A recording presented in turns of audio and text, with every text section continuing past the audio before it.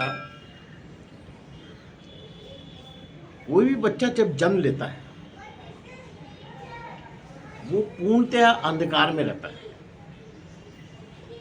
जैसे जैसे वो बड़ा होता है वैसे वैसे उसके ज्ञान चक्षु खुलते हैं और उनके ज्ञान चक्षु खोलने में सबसे पहला गुरु उनके जीवन में जो आता है बच्चों के, वो आता है माता।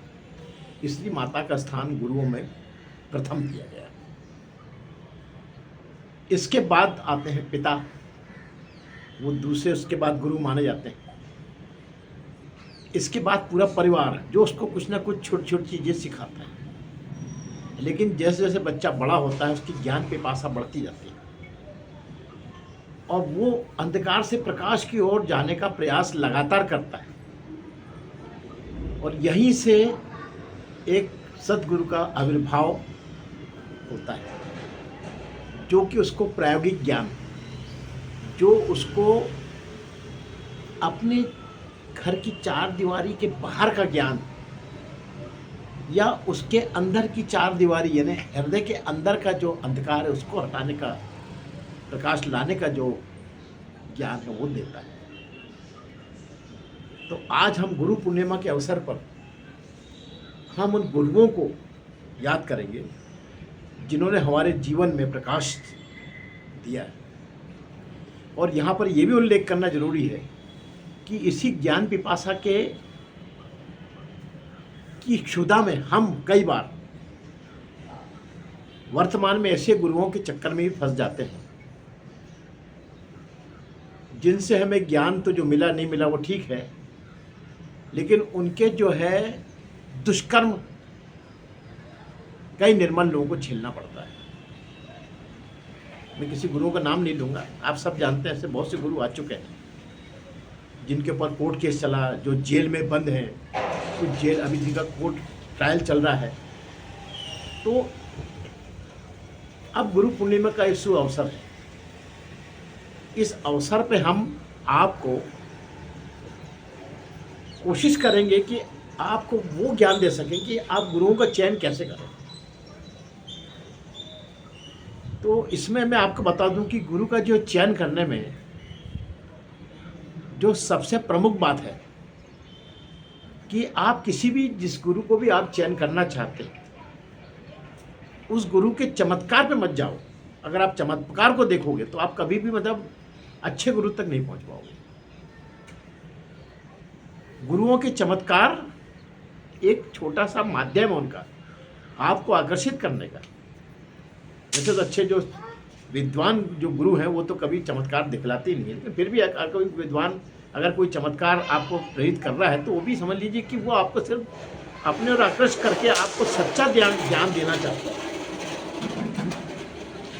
और उस सच्चा ज्ञान देने के लिए और लेने के लिए जरूरी है कि हम गुरु के अंदर वाली जो क्वालिटी है उस क्वालिटी को आत्मसात करें तो ही हमको जो है सच्चा ज्ञान मिल सकता है। गुरु की आरती करने से, गुरु के चरण वंदन करने से हम सिर्फ उनका एक आशीष ले सकते हैं, लेकिन वो आशीष पर्याप्त नहीं है। आशीष से, चमत्कार से कभी किसी के जीवन में कुछ नहीं हुआ है। चमत्कार इसी में हुआ कि आप जो आरती या जो उनकी पूजन पाठ करते हैं उससे ये कि आप अपने मन को उनके तरफ समर्पित करते हैं, लेकिन वो मन उनके अगर सद्गुणों को एब्जॉर्ब कर सके तो ही आपकी गुरु पूर्णिमा सक्सेस है। वरना सैकड़ों उदाहरण हम देख रहे हैं और हमेशा ही छटपटाहट सबको रहती है कि कोई सच्चा गुरु मिले, हमको सच्चा गुरु मिले। तो यहाँ पर आपको ये बताना आवश्यक है कि पहले हम समझ लें कि हम कैसा गुरु चाहते हैं। आप वही गुरु चाहेंगे जैसा आपका केमिकल कॉम्पोजिशन होगा अंदर का। अब आप बोलोगे ये क्या बोला है, केमिकल कॉम्पोजिशन क्या है? मैं आपको बताता हूँ। अगर आपका स्तर वैज्ञानिक है तो आप वैज्ञानिक ऋषि के लिए आकृष्ट होंगे। आप अगर देवी भक्त हैं तो आप देवी जो शाक्त ऋषि कहलाते हैं उनकी तरफ आकृष्ट होंगे। अगर आप विष्णु जी की ज़्यादा सेवा करते हैं तो आप जो है विष्णु भक्तों की ओर आप प्रेरित होंगे। अगर आप शिव भक्त हैं तो शिव के जो भक्त हैं उनकी तरफ प्रेरित होंगे, शिव के उन गुरुओं की तरफ प्रेरित होंगे। और अगर आप ब्रह्मा जी से आप प्रभावित हैं तो अब उनके जो ऋषि हैं, ब्रह्म ऋषि जो है, उनकी तरफ प्रेरित होंगे। अब मैं आपको इनके जो है प्रचार प्रसार प्रकार बताता हूं कि ये ऋषि, इनमें जो जीवित ऋषि हैं जिनका भी बहुत नाम है, पहले उनकी बात करते हैं। तो सबसे बड़ा नाम आज के समय में जो है, यानी जो इसे समझ लो कि इस सदी के है 1900 से जो अभी तक के जो ऋषि है, उनमें सबसे बढ़िया नाम जो आता है वो आता है ऋषि डॉक्टर श्री राम शर्मा जी। बेस्ट नाम जो है, जिन्होंने समाज को देने के लिए बहुत प्रयास किया और जिन्होंने ऋषि परंपरा को लोगों को परिचय कराया कि हमारे कौन से ऋषि ऐसे थे जिनका हमको अनुसरण हर युग में किया है और हमको भी करना चाहिए। तो सबसे पहला नाम इसमें डॉक्टर श्री राम शर्मा जी का आता है, जिन्होंने हरिद्वार में शांति कुंज हरिद्वार के नाम से एक बहुत बड़ा संस्थान स्थापित किया और उसमें वो वैज्ञानिक ऋषियों का सबसे बड़ा जो जीवंत उदाहरण, जिनको लोगों ने प्रथम दृष्टा लोग अभी भी कुछ है जिन्होंने देखा, उनका अनुसरण, उनका आचरण, उन्होंने देखा कि ये सबसे वर्तमान के सबसे वैज्ञानिक ऋषि जो है वो डॉक्टर श्री राम शर्मा को माना गया। इसी युग के समझ लीजिए, इसी 100 साल के अंदर के अगर आप मानेंगे तो 1900 सदी से और अपने क्या कहते हैं 18वीं शताब्दी से, ये दो शताब्दी में देख लें तो जिन्होंने अपने को ज़्यादा प्रभावित किया, जिन्होंने अपने को प्रभावित किया उसमें हरिहर स्वामी, बड़े दादाजी, छोटे दादाजी, इन लोगों ने बहुत प्रभावित किया। इसके साथ में अभी वर्तमान में हम देख रहे हैं सदगुरु जो हैं उनका भी प्रभाव अच्छा है, श्री श्री रविशंकर, इनका भी अच्छा प्रभाव है समाज पे। वो गुरु जो आपको कुछ सिखाए, जो आपको अध्यात्म की तरफ ले जाए, वो सच्चा गुरु जो है आपको चयन करना चाहिए। और जो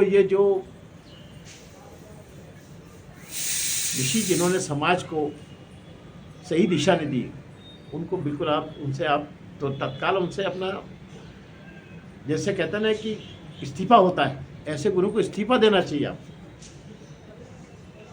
तभी कुछ आपको समाज में आपका आत्मिक उत्थान होगा। अब मैं आपको बताता हूँ कि हमारे अंदर जो समाज में जो लोग बड़े विख्यात हुए, उस विख्यात होने वाले गुरुओं की जो परंपरा है, उन गुरुओं को कई प्रकार में हम बांट सकते हैं। ऋषि, पहले तो ऋषि वो जिन्होंने रचनाएं की हैं, बड़े बड़े ग्रंथों की रचनाएं की हैं, रचने वाले को ऋषि कहा गया। और जिन्होंने मौनी परंपरा इस्तेमाल की उनको मुनि कहा गया। जो आपके अंदर के विकास के लिए, अवचेतन मन के विकास के लिए जिन्होंने काम किया उनको मुनि कहा गया। तो मेन जो धारा जो थी वो ऋषि और मुनि की रही, और इनमें जो उत्कृष्ट होते चले गए वो ब्रह्म ऋषि बने। अब इसमें और प्रकार अगर आप देखना चाहें तो जो विष्णु जी से प्रभावित थे उसको सौनकादिक ऋषि कहा गया, जिसमें सनत, सनातन, सनंदन और सौनक कुमार, ये 4 सबसे पहले हुए। इसके बाद जो विष्णु जी के परम शिष्यों में देवर्षि नारद का नाम आता है, उनके इसमें प्रजापति दक्ष का नाम आता है, काकभूषण जी का नाम आता है, जटायु संपाति का नाम आता है, वीर बजरंगी का नाम आता है। ये ऐसे लोग जिन्होंने खूब तपस्या करी, अपने आराध्य की, और ये ऋषि रूप से इनका जीवन रहा है हमेशा। ये चिरंजीवी संत में माने गए। हनुमान जी जैसे बजरंगबली को अष्टचिरंजीवी संत में शामिल किया गया है। परशुराम जी ये अष्टजीवी संत में हैं। फिर इसके बाद राजा बलि, दान की जो महिमा उनकी थी उसके कारण उनको अष्टजीवी संत में शामिल किया गया। इसके बाद जो है फिर इसी में जो है मुनि वेदव्यास शामिल किए गए जिन्होंने बड़े बड़े ग्रंथों का निर्माण किया। मार्कंडेय ऋषि शामिल किए गए जो शाक्त ऋषि के बड़े भक्त, बहुत बड़े वो थे उपासक। कृपाचार्य इसमें शामिल हुए, अश्वत्थामा इसमें शामिल हुए। तो ये अष्टजीवी संत ऐसे संत हुए जिनको ये वरदान मिला कि वो कलयुग के अंत तक शामिल रहेंगे और जीवित रहेंगे। और इन्हीं को जीवित रहने के बाद इनको जिम्मेदारी दी गई कि जो आखिरी अवतार जो होगा विष्णु जी के, इसको काल के अवतार कहा जाता है, जिसको कुछ लोग कहते हैं कि उनका जन्म हो चुका है, वो कुछ लोग कहते हैं कि होने वाला है। तो उनको गाइड करने का काम जो है ये सब इन ऋषियों को दिया गया। जिसमें अश्वत्थामा जो हैं ये नर्मदा के परम भक्त हैं, कृपाचार्य परम भक्त हैं नर्मदा जी के। और इनको ये भी माना गया है कि अश्वत्थामा को इनको श्राप भी मिला था, महाभारत के बाद श्री कृष्ण का श्राप मिला था।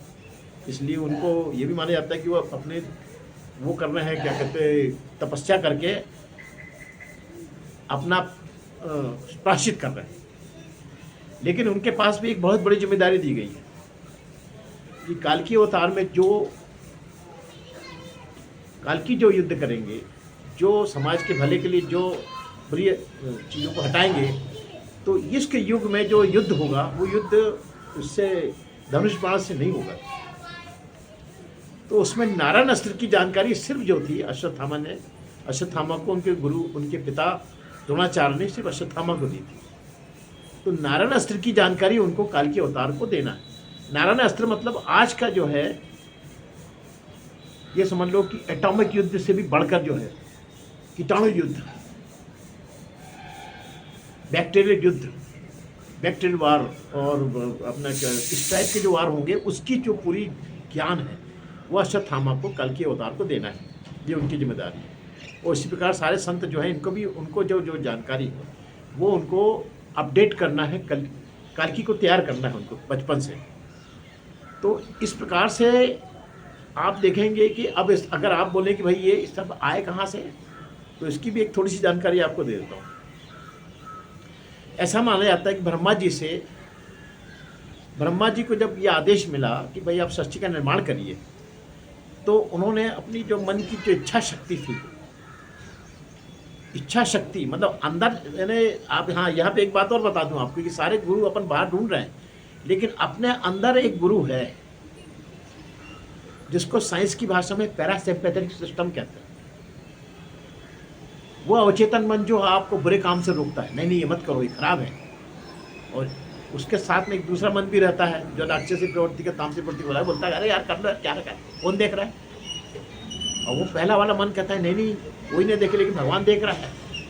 ये आपको जो सद्गुण के रास्ते पर ले जाना चाहता है, ये भी एक काम आपका सबसे बड़ा गुरु कहलाता है। तो ब्रह्मा जी ने उस अपने अंदर के उस पैरासिम्पैथेटिक सिस्टम से सबसे पहले ऐसे 9 ऋषियों का प्रादुर्भाव किया,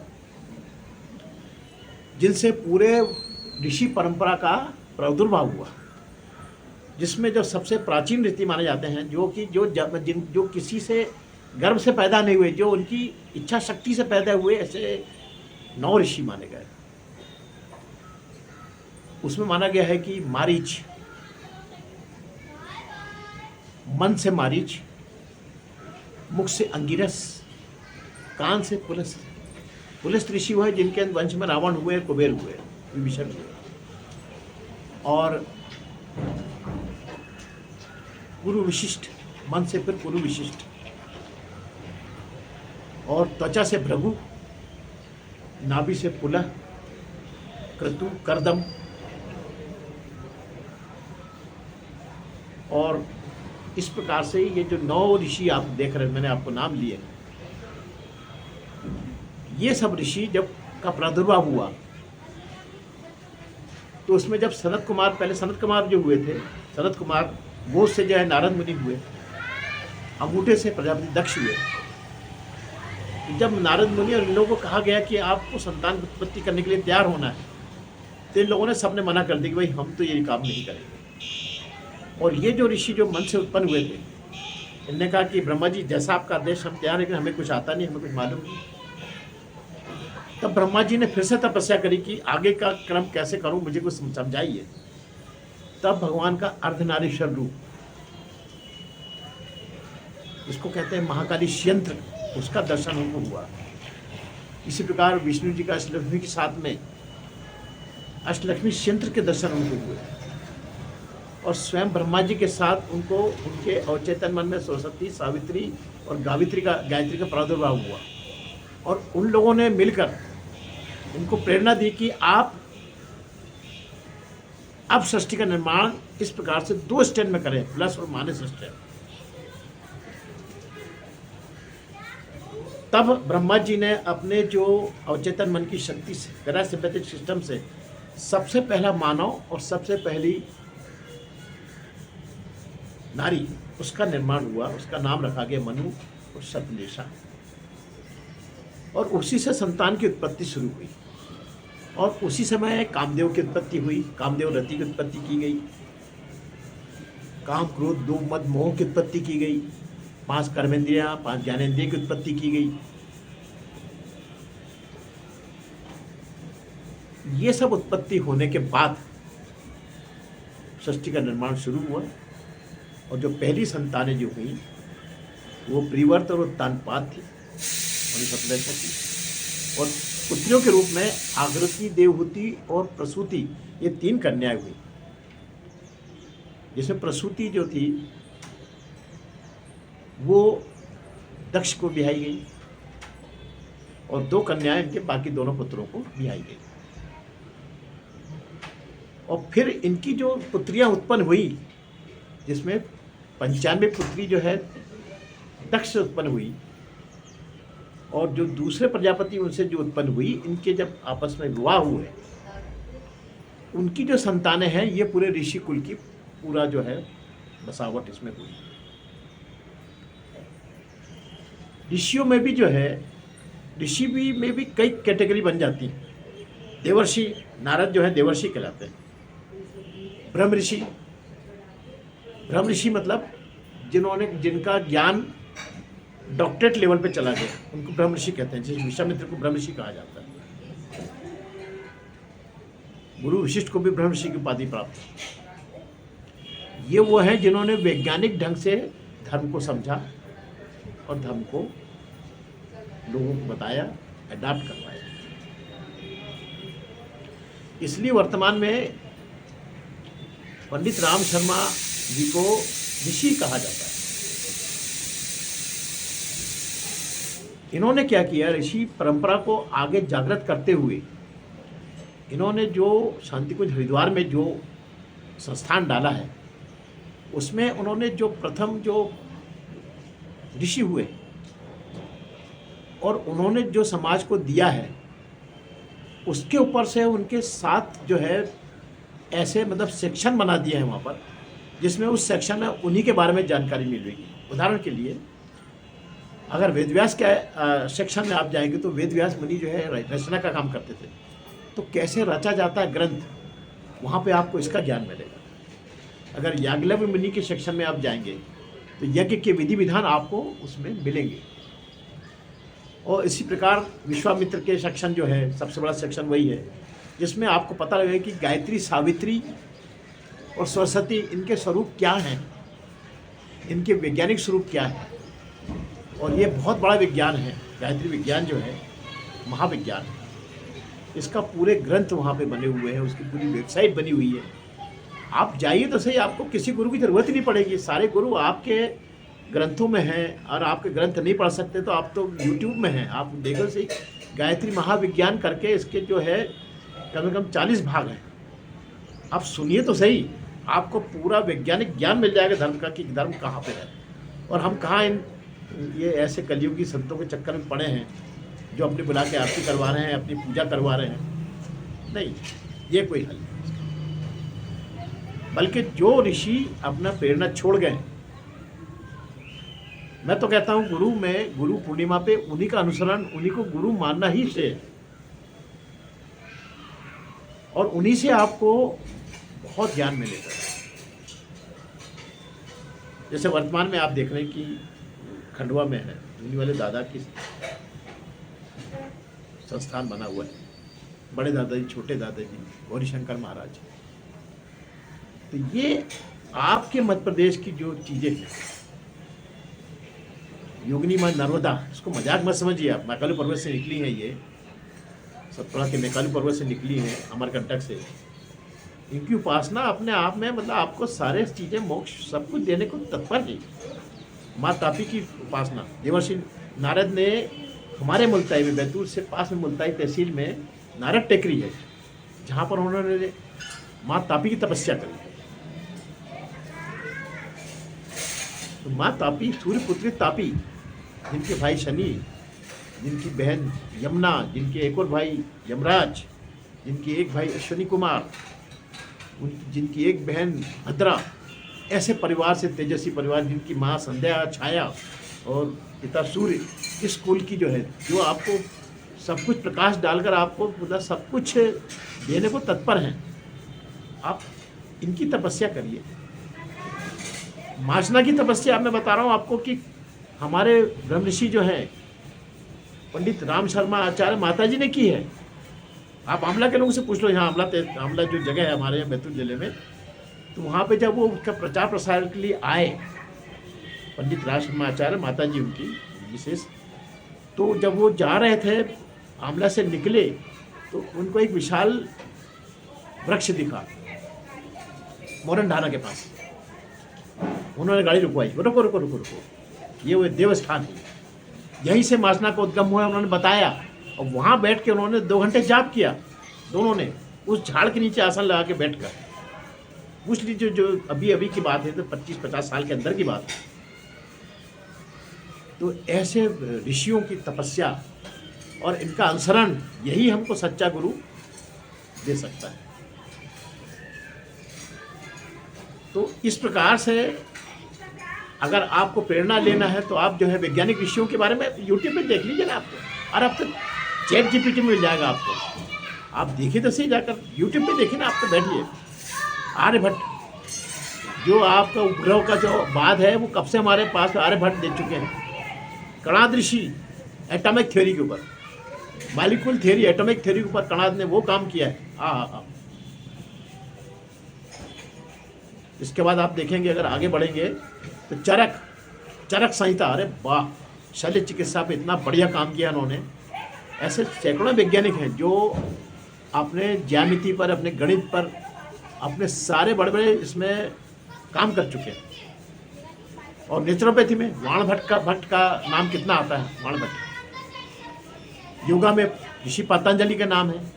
पंडित रामदेव, अभी भी जो बाबा रामदेव जो सबको दुनिया को ज्ञान दे रहे हैं, ये सच्चे ऋषि ये लोग हैं, सच्चे ऋषि हैं। उन्होंने अगर दवाइयाँ बना के व्यापार भी किया है तो उसमें अपने देश की बहुत बड़ी विदेशी पूंजी को उन्होंने विदेश में जाने से रोका है। उसका सबका देशी संस्करण बना के, चाहे वो टूथपेस्ट से लेकर सारी जितने आप कॉस्मेटिक, सबका उन्होंने अपना नेचुरोपैथी से कॉस्मेटिक बनाकर यहाँ पे उसका सेल कराया और उसकी कीमत उनसे आधी करी। इतना बड़ा बड़ा योगदान है समाज के लिए इन सब लोगों का। पंडित श्री रविशंकर, इनका नाम देखिए आप, कितना नाम है इनका। इन्होंने ध्यान की पद्धति को कितना विकास किया, कितना बड़ा इनका एनजीओ उन्होंने बनाया है और पूरे वर्ल्ड में उनका काम चल रहा है। तो ये सब ऐसे ऋषि मुनि हुए हैं जो आपको समाज में आपको वो चीज़ देने को तत्पर हैं जिसकी पिपासा आपको है, लेकिन आप समझ नहीं पा रहे हैं। आप फिर चमत्कार के चक्कर में पढ़कर आप उल्टे सीधे ऋषियों मुनि गुरुओं के पास फंसे हुए हैं। सच्चे ऋषि वो होते हैं जो आपको दिखाई नहीं भी देंगे, तो भी उनका लक्षण, उनका जो अनुसरण है वो आपको बहुत आगे तक ले जा सकता है और ले जा रहा है जो उसको समझ। आप देखिए कि जो धुनी वाले दादा के जब वो गुरु पूर्णिमा में कल देखेंगे आप, लाखों भक्त जाते हैं दर्शन करने, और लाखों भक्त ऐसा हैं जो उनका जो इक्का होता है वो 24 घंटे का इक्का खड़े होकर करते हैं। ये आत्मसात करने की चीज़ें हैं।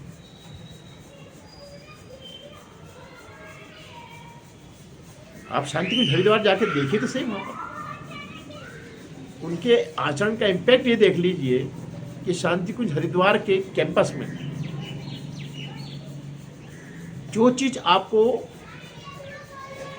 खाने पीने की मिलेगी, उसकी कीमत वही चीज़ शहर में जाके देखेंगे तो उससे 10 डबल, और वहाँ पे आधी कीमत पे आपको मिल रही है। तो यही तो आचरण वो हम लोग संत लोग सिखाते हैं कि भैया लालच कम करो, प्रॉफिट पे कम जाओ, समाज की सेवा ज़्यादा करो। तो ये जब तक ज्ञान आपके अंदर नहीं आएगा तब तक आपका कितना भी कर लो आप, मुंह में राम बगल में छुरी वाला काम चल रहा है। कितने बड़े बड़े ज्ञानी गुरु जो हुए हैं जैनियों में भी हुए हैं, और कितने ज्ञानी सिख समाज में हुए हैं गुरु नानक जी से प्रेरणा लेकर, और गुरु नानक जी स्वयं। तो हर समाज में ऐसे जो निर्मल ऋषि जो हैं वो हैं, लेकिन उनका अनुसरण कितने प्रतिशत आप कर रहे हैं, इसी के ऊपर तो आपका सारा जीवन बना हुआ है, और वो आप ढंग से कर नहीं रहे, इसलिए आप गोल गोल घूम रहे हैं चक्र में और कहीं नहीं पहुंच रहे हैं। तो गुरु पूर्णिमा के अवसर पर मैं आपको यही बताना चाहता हूँ कि सद्गुरु वही होता है जो आपको मोक्ष की तरफ ले जाए। ये छोटे छोटे लाभ मत देखिए आप, मेरा धंधा ठीक हो जाए, मेरा वो ठीक हो जाए। ये आप मान के चलिए कि आपके जीवन में कोई गुरु आपको कोई ऐसी वरदान नहीं दे सकता जो आपके प्रारब्ध को मिटा सके। किसी गुरु को ये अधिकार नहीं दिया गया। क्यों? क्योंकि मैं हर एपिसोड में बोलता हूँ कि आपका प्रारब्ध इन जो रेखाएं दिख रही हैं इसमें अंकित किया जा चुका है, और ये आपके पिछले जन्म के कर्मों के हिसाब से फिक्स है। ये आपका प्रिंट जो है आपके पैदा होते ही प्रिंट दे दिया जाता है। इस प्रिंट में आप देख रहे हैं ये आपकी जीवन रेखा है, ये बीच में आपका धन पैसा भाग्य रेखा है, ये आपका व्यापार है, और ये आपका धर्म है, कितना धर्म रहेगा, और ये आपका जो है यश है। ये सब पहले से फिक्स है, कितना यश, कितना अपयश, कितना आपको सुख, कितना असुख, ये सब आपका फिक्स है।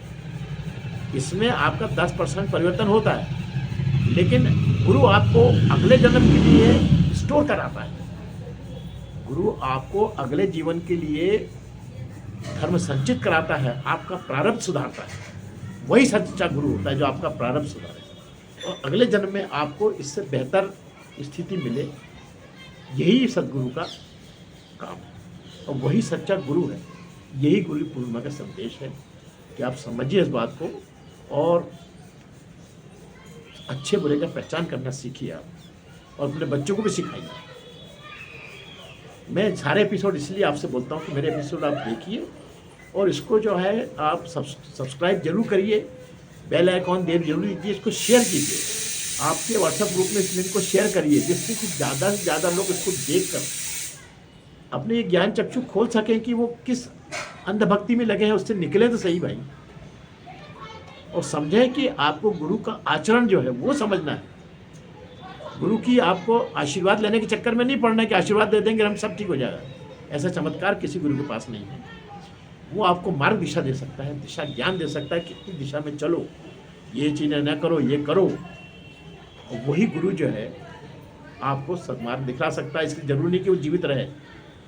मैं अपना उदाहरण बता रहा हूँ कि मैंने अपना जो गुरु जो बनाया था, जब मैं छोटा था तो मैंने सही में एक गुरु बनाया यहाँ पर, लेकिन वो भी सच्चा गुरु बनाया। मैं उस गुरु को दर्शन कराने जब मैं लेके गया अमरनाथ जी, तो मेरे उस गुरु ने मेरे को प्रेरणा दी, जो मेरे साथ गया था, कि ये तुम्हारे सबसे बड़े गुरु यही है, और मेरे भी गुरु हैं, इसलिए तुमको सुप्रीम अथॉरिटी यही आदि योगी तुम्हारे गुरु हैं।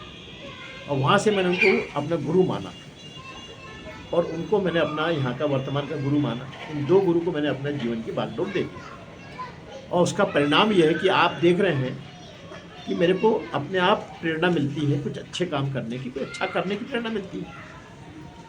तो यही सद्गुरु का काम है कि आपका प्रारब्ध तभी सुधरेगा जब आपके अंदर सद्गुणों का आविर्भाव होगा और बुराइयाँ कम होगी। देखिए कलयुग है, कलयुग में कोई दूध का धुला नहीं है, सबके पास बुराइयाँ होती हैं, लेकिन उस बुराइयों को शमित करने का जो तरीका है वो अच्छे काम है। जब अच्छे काम करेंगे तो आपका ध्यान अपने आप बुरे कामों से हटेगा, बुरे काम करने का आपका अवचेतन मना करेगा और आप उसकी बात मानोगे। तो ये सब चीज़ें मैं इसलिए बार बार कहता हूँ कि मेरे एपिसोड को आप ज़्यादा से ज़्यादा शेयर करिए, ज़्यादा से ज़्यादा आप उसको प्रसारित करिए, जिससे कि ये सभी लोगों के पास ये चीज़ें पहुँचे, और खासकर जो बेचारे अभी जो इनोसेंट बच्चे हैं उन तक ये लिंक पहुँचे, वो समझें कि उनको आगे जीवन में कैसे गुरु की आवश्यकता है। हम लोगों ने जो गलती करी उसको हम सुधार लें, नहीं सुधरेगा तो अब तो हम लोग का जीवन लगभग समाप्ति पे है, मतलब इसका बहुत बड़ा इम्पैक्ट नहीं है, लेकिन जो नई जनरेशन को समझाना बहुत ज़रूरी है। इसलिए मेरे लिंक को शेयर करिए, उनसे बोलिए कि वो अपने ग्रुपों में शेयर करें, जिससे कि 1 से 100, 100 से 1000, 1000 से 10,000 लोगों तक ये बात पहुँचे। और गुरु पूर्णिमा का सही लाभ इसी बात से है, केवल पट्टी पूजा करने से आपको विद्या नहीं आती। विद्या तभी आती जब विद्या के लिए आप श्रम करेंगे, और श्रम करने की प्रेरणा गुरु देता है। जय श्री माता। पंडित अनिल मिश्र, राष्ट्रीय कल्चर साथ।